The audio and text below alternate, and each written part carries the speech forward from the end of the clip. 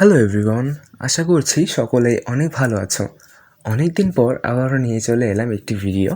তো এই ভিডিওটার জন্য বা এই সিরিজটার জন্য অনেকেই রিকোয়েস্ট করছিলে যে তোমরা যারা এসএসসি 25 ব্যাচের রয়েছে তোমাদের সাজেশন ভিডিও লাগবে। আচ্ছা, তো গত 2-3 বছরের মতো আর কি এবারও তোমাদের জন্য আমি ভিডিওগুলো বানাবো। তো আজকের ভিডিওটা মূলত বাংলা প্রথম পত্র নিয়ে। তো এখানে আমি মূলত আলোচনা করব তোমাদের গদ্য পদ্য নাটক উপন্যাস এগুলো নিয়ে। নাটক উপন্যাসের ক্ষেত্রে তো আসলে ওভাবে কোনো সাজেশন দেওয়া যায় না, কজ দুইটাই আছে এবং দুইটা থেকেই কোয়েশ্চেন আসবে। তো আমি মূলত গদ্য এবং পদ্য এই দুইটার কিছু সাজেশন দেওয়ার চেষ্টা করব। তো তোমরা যারা ভাবছো যে ভাইয়া যে সাজেশন দেবে ওইটাই আমরা পড়বো এবং ওইটা পড়েই আসলে পরীক্ষা দিতে যাব, তাদের জন্য একটু ডিসক্লেইমার দিয়ে রাখি। দেখো, আমি যে সাজেশন দিব তার থেকে বিগত বছরগুলোতে কমন চলে আসলেও 100% কমন চলে আসলেও আমি তোমাকে এতটা গ্যারান্টি দিতে পারবো না যে তুমি এটাই পড়বো এবং এটাই আসবে, ঠিক আছে?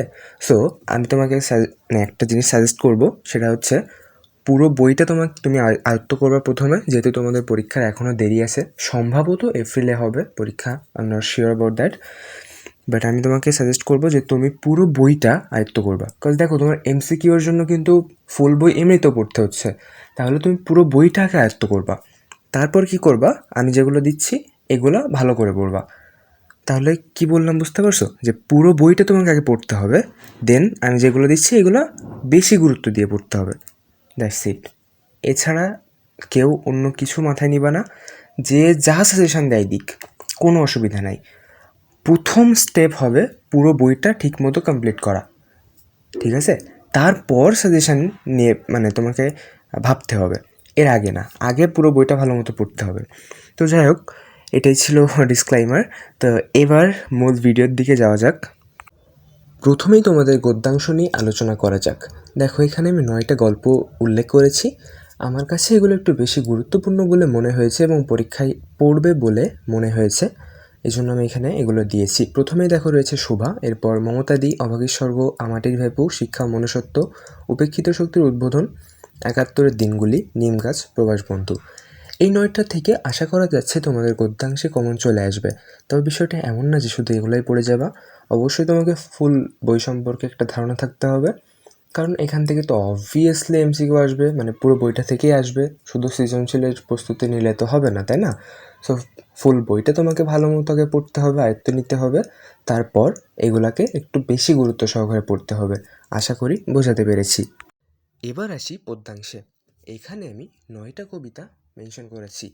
প্রথমেই রয়েছে কপোতাক্ষ নদ, এরপর রানার, মানুষ, জীবন সঙ্গীত, বঙ্গবাণী, পল্লী জননী, সেই দিন এই মাঠ, আমি কোনো আগন্তুক নই, আমার পরিচয়। এই 9টা থেকে আমি মনে করছি তোমাদের কমন চলে আসতে পারে। সো পুরো বইতে যতগুলো কবিতা রয়েছে সবগুলো তো তোমরা পড়বাই, অবশ্যই পড়বা। এবং এর পরবর্তী কাজ হবে এগুলোকে ভালো মতো গুরুত্ব সহকারে পড়া। তো আশা করি সকলে বুঝতে পেরেছো। এই ভিডিওতে মূলত আমি জানানোর চেষ্টা করলাম তোমাদের এসএসসি 25 ব্যাচের জন্য বাংলা প্রথম পত্রের কোন গদ্য এবং কোন পদ্যগুলো বেশি গুরুত্বপূর্ণ।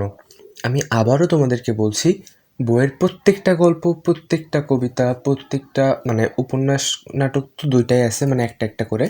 তো এই প্রত্যেকটা তোমরা ভালো মতো পড়বা। এর পাশাপাশি এর পরবর্তীতে তোমাদের কাজ হবে এইগুলাকে, আমি যেগুলো দিলাম এগুলাকে বেশি গুরুত্ব দিয়ে পড়া। আশা করি বুঝতে পেরেছো। শুধুমাত্র এগুলো পড়ে গেলে কিন্তু হবে না, হ্যাঁ? তোমাদের প্রত্যেকটাই পড়া লাগবে, কারণ সৃজনশীলের পাশাপাশি এমসিকিউর জন্য প্রস্তুতি নিতে হবে। তা নাহলে কিন্তু ভালো রেজাল্ট কখনোই করতে পারবে না, A+ তো হবেই না।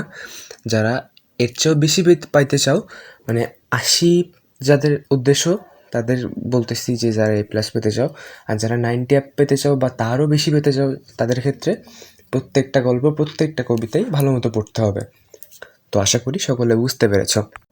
শেষ অবধি ভিডিওটি দেখার জন্য সকলকে অসংখ্য ধন্যবাদ।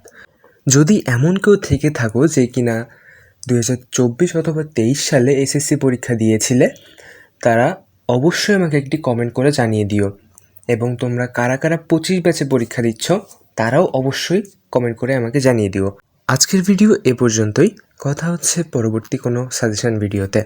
সকলে ভালো থাকবে, সুস্থ থাকবে।